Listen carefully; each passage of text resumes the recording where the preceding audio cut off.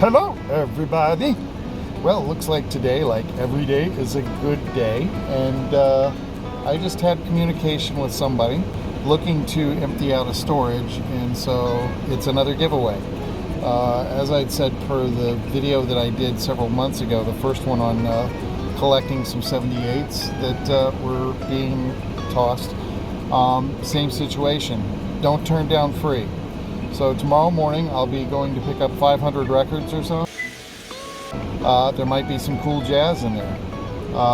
It's all LPs and 78s apparently. I don't think I saw any mention of 45s or any in the pictures, and the only title I can make out in the picture looks like a 1980s Annie soundtrack that's still in shrink. So that's kind of interesting and points to that there may be something cool.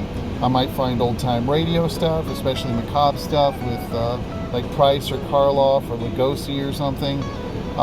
No telling what's in there. I won't know till I get a look at it, and I won't even get a look at it until I've hauled it away, I imagine.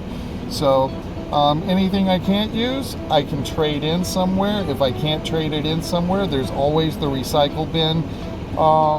Never turn down free, because you never know. You might wind up with a piece of treasure that's been on your want list, a grail. You might wind up with something that you can flip and actually be able to contribute more towards helping your family. So I'm kind of hoping for all of those things in one go. That would be fantastic. And we'll just see what happens.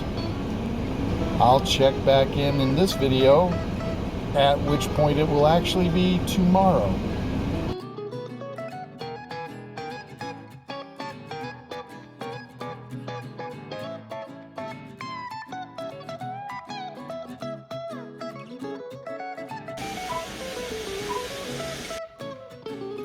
Well, it's the next day, and last night I wasn't feeling well, so I did a random records video, or at least most of one. I've got one more that the randomizer pulled up, and I'll cover it later.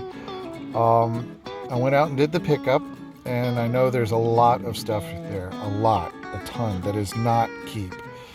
And I honestly don't want to take it in the house because I like to keep the house tidy and free from becoming like a hoarder's paradise, and free from dirt and debris and dust and all that stuff. So anything that does go in is going to get cleaned up first. Probably put it in the foot of the garage momentarily. Fortunately, nothing has water damage. Nothing has signs of having been at any point exposed to insects or rodents. Everything is nice and clean. The worst part of it is maybe some cobwebs on the side of couple of the plastic cases that some of the stuff was in, because it's been stored in a warehouse, and some of them, the sleeves are deteriorating with age.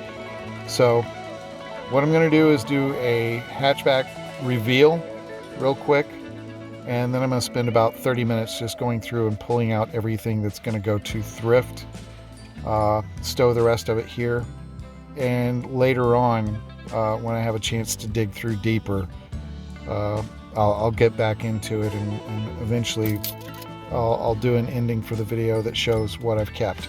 So let's take a look. This is insane, actually. I'm amazed that dirt road. Look at that. Just looks like a powdered donut. This is the biggest free haul I've ever had. So I think there might be some Exotica in there. I know there's a couple of nice classical sets and some 78s. The 78s are not going anywhere till I have an opportunity to look them over. I've also got 2 cartons in the front seat. So I'm going to get at this very quickly and check in with you later. Okay, it's the next day again, and I'm out on a charter, honestly. So to be fair, I'm going to let you guys know that I've given away over half to charity already, and I have a bunch more going there. So when I get an opportunity, I'll get back to the house and we will go through the stuff that's been either keeper for me or family members. I'll be honest with you, the reason why I'm saving you the pain of seeing me do the dig part of it is because there was a lot of trash. It's not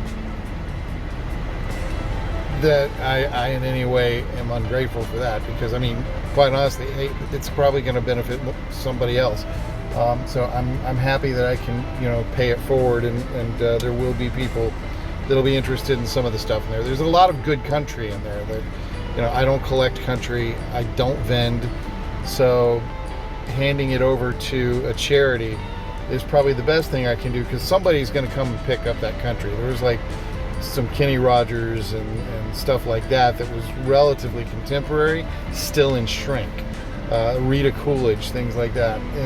It's not my bag. So let somebody have it that's going to love it.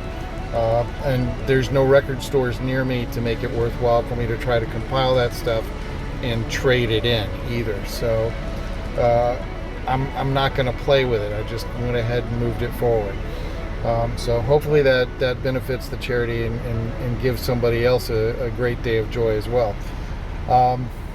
A lot of the rest of it was Reader's Digest box sets, World's Greatest Library of Music in the deteriorating little blue boxes that contain one disc, which were often nice enough recordings, I guess, but they really they haven't held up to age. They're literally, the packaging crumbles on those things on the exterior, which is tragic because they usually had nice liner notes and booklets inside of them.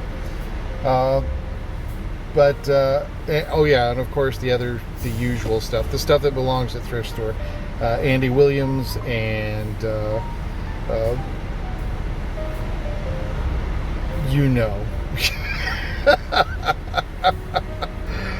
all the thrift store stuff, the Herb Alberts, the 101 strings that did not have Les Baxter or anybody cool like that involved. Just there was a lot of that.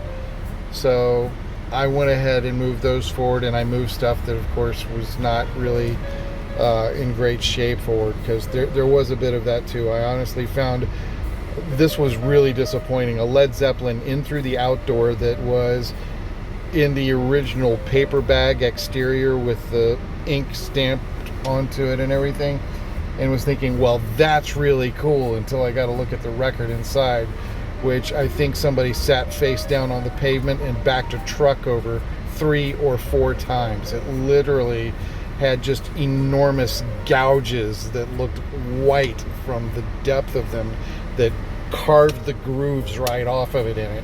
And it seemed like that had to have been malice, because the sleeve is beautiful. So I kept the sleeve anyway. Maybe one day I'll run into a really nice disc with a crappy sleeve and I can put it in there. And it's the sleeve and the bag.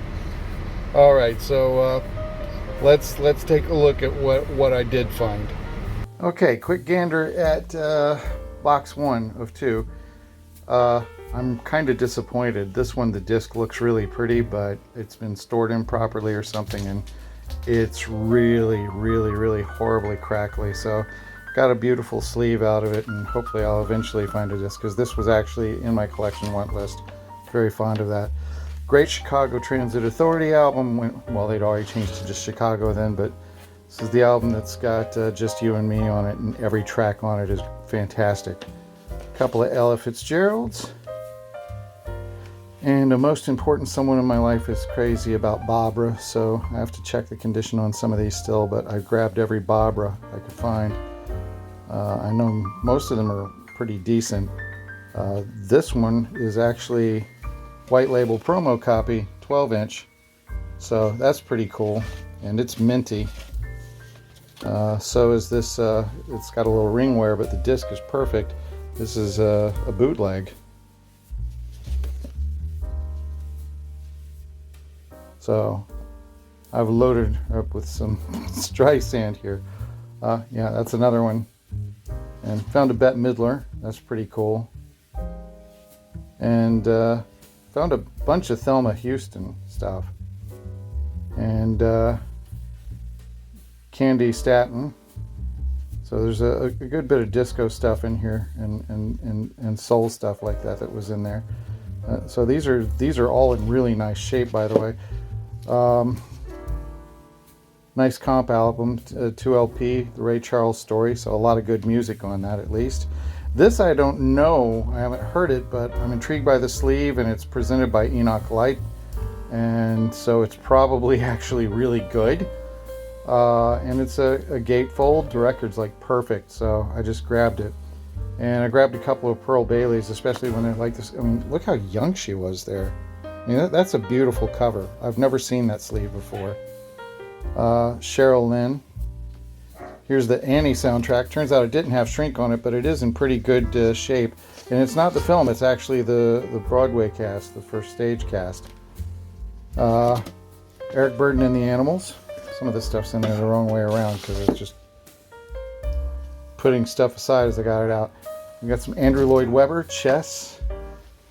One Night in Bangkok. And this is kind of neat. This is a 12-inch single promoting Staying Alive, the Saturday Night Fever sequel that was directed by Sylvester Stallone. Yes, that really happened, but I understand that it's actually done really well. So one of these days I might check it out. Not certain about who Ethel Innes is, but I just grabbed it because it looked interesting. And we got Sarah Vaughan. This I don't know much about, but it's got pretty high praise on Discogs. It looks like it goes for, $50 or so, and it's in really pristine condition.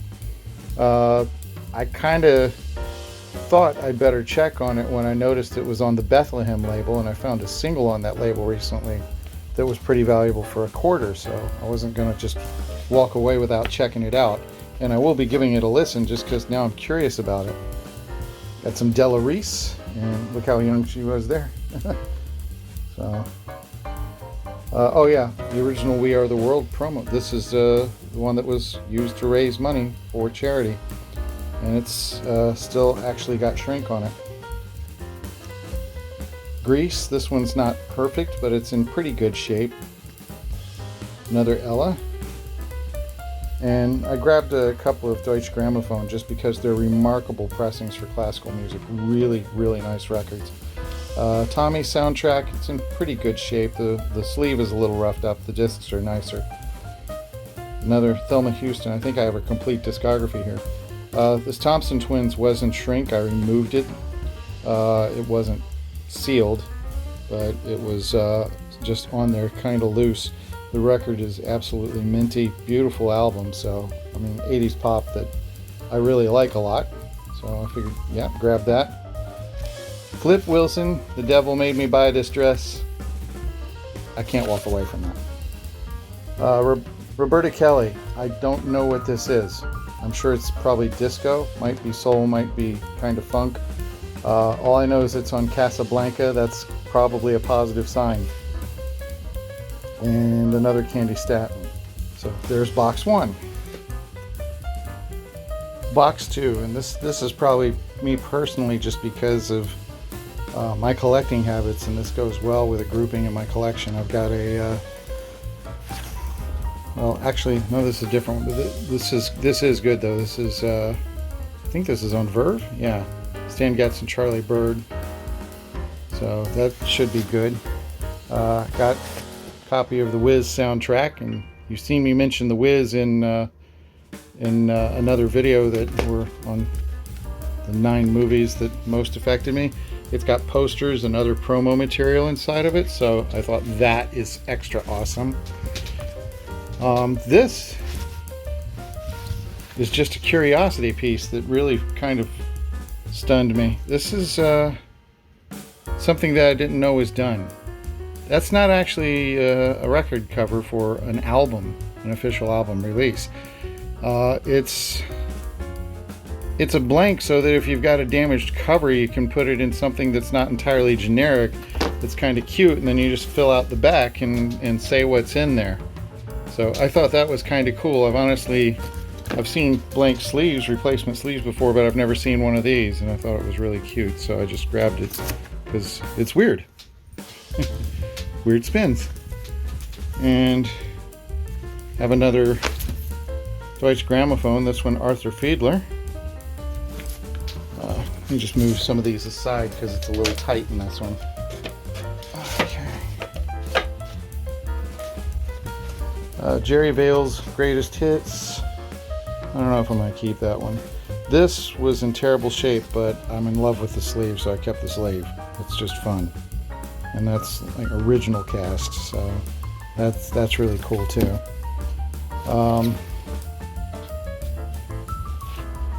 Some Sinatra. Paint Fountain in New Orleans. We have an Enoch Light, Faraway Places. This is a comedy album that works akin to the way that the Dickie Goodman stuff does. They actually, on this one, sampled some of the politicians' real commentary out of interviews and then cut them out of context into new interviews and conversations for the purposes of humor, of course. Al Hurt at the Mardi Gras, and the sleeve is just crazy.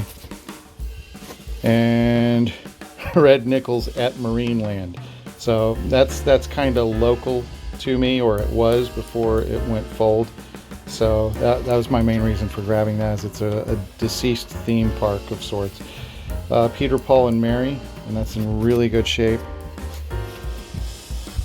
Bent Fabric. I really have never heard this, but I liked the cover, so we'll see. I may not keep it. Rolling Stones compilation of hits, 2 LPs. Sleeve is a bit roughed up, but the discs are really nice. Just edge wear all the way around it. You can see it there. Got some bread. Yeah, this is where there were some surprises. Carpenters Now and Then. That's a trifold jacket, by the way. I didn't know that about that Carpenters album. Lou Rawls. I love Lou Rawls, so I'm looking forward to that. This was a shocker, and it's in really good shape. And it's vintage, so I mean, there's some edge wear a little bit, but the disc and the artwork itself is in really good shape. And it's not the only one. This one is absolutely split, but the discs are in really good shape. Got a Quadrophenia. Did not expect that. I think I intended to put that in the charity box, but I do collect Disney stuff, but I don't really collect that. If that was a kid stuff picture disc, I probably would have kept it. So that'll go. This one, I think I wanted to ask and see if my lady friend wanted it, because it's in really sweet shape. Not a Kenny Rogers fan either. This one I'm only hanging on to long enough to look up, because I don't know what it is. It looks like it's a private press. I think it's country that seems to be covers. So I'm going to find out more about that later on. Bobby Hackett and his jazz band. I don't know much about this, but it looked interesting. Another Brubeck, Bossa Nova USA. So love Brubeck. This was in really great shape, Shock Shock, and I think it's first press. Still has a hype sticker on it. Hello, Paul. How you doing? Happy to see you in there. Got a Ventures, and it's in pretty good shape, so that's nice. This is downright minty, although it doesn't have any real value. Got one of those Radiola LPs of old time radio, and it's got Who's on First on it. I'm just crazy about that routine. I can do the whole thing off the top of my head. What's the name of the guy? Who? The guy on first base? Who? The first baseman? Who? I don't know. He's on third. Kiki D Band. You know, so She Did I Got the Music in Me, and then Hart covered it. Hooked on Classics. All those hooked on things are kind of fun, kind of disco-y. Some more Sinatra. Another one to look up. This is some kind of twist album in Espanol, I think. Which I'm not good at. Jim Capaldi, Whale Meat, again, another one that I'm going to be looking up. Not first press, but first album, maybe about third or fourth press, is on the Atlantic label. There was a Cotillion one in there, but the Cotillion one was trashed. This one is in really excellent condition. Happy to have that in my collection on LP. I have the CD, of course. That's the band that most influenced and inspired me. Got another Della Reese. Another Pearl Bailey. I love this Pearl Bailey sleeve.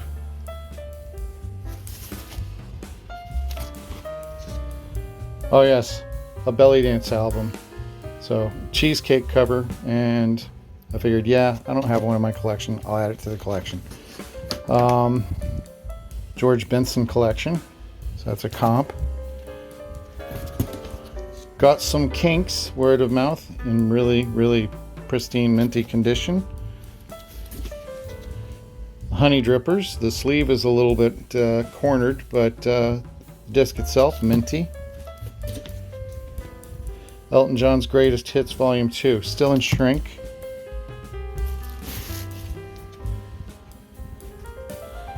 Now this is a 12-inch single, Commandaras. I don't know who that is, but it seems to be related to Batman. Of a Bob Dylan that's coming out of shrink. So I'm going to let that shrink go. Boz Skaggs. Sorry, these all got turned the opposite way around. A couple of nice classical sets from Seraphim. Hold on, set that down for a second so I can just turn these around. The other one is Toscanini performing Debussy. And let me just pull the rest of these out, that'll be easier. This is the one that I thought I grabbed earlier. This made me really happy. This is a Dave Brubeck Octet Fantasy label. Record is downright minty. Sleeve is a strong, very good plus. And it is red wax. So that goes with my fantasy collection because I have a pretty decent collection of fantasy records on red, blue, purple, green wax. I'm a fan of the artists from the San Francisco scene from around that time, and this is going to be a really nice piece to add on. And that thing wouldn't come very cheap, probably another $50 record there. Bob James. Not familiar with Bob James. He did the theme from Taxi. So it's really nice jazz. This is Urgent, Turning Out Loud. It's 80s of some kind. I don't know much about it. So, got a Pat Travers band, Heat in the Street, so I'll be checking that out. Again, don't know much about it. Nice sleeve. I mean, I know the name, but never really listened to it. Billy Idol's Rebel Yell, and it's still in shrink. How cool is that? And a best of ZZ Top. This is actually in good shape. There's a little bit of ring wear, a little bit of edge wear. And I think that's probably a first press. I have to really check the details on it. So that was an exciting find, and that cover is just iconic. And of course, I had mentioned this on the Billy and the Boingers being mentioned for parodying this. We have the Joshua Tree, that old U2.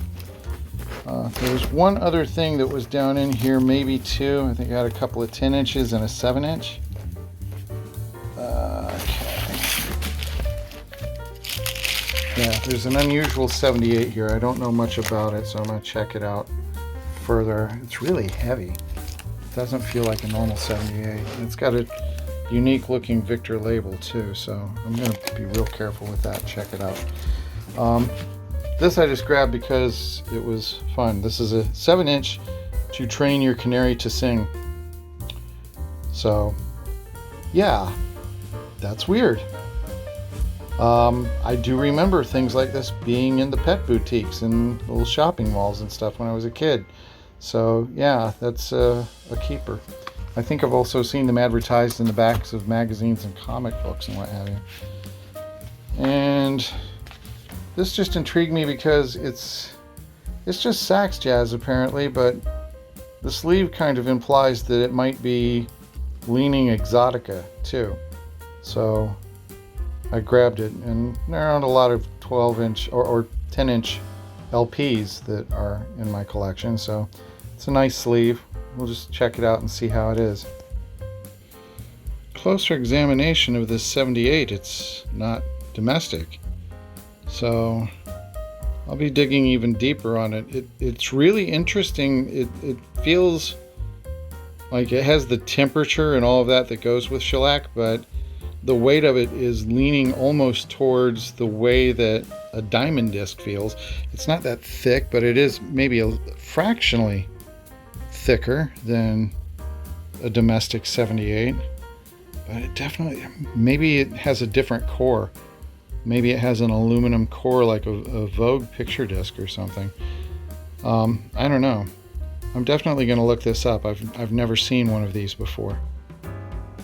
So that's it. Quite a decent haul, I think, considering that my investment was zero.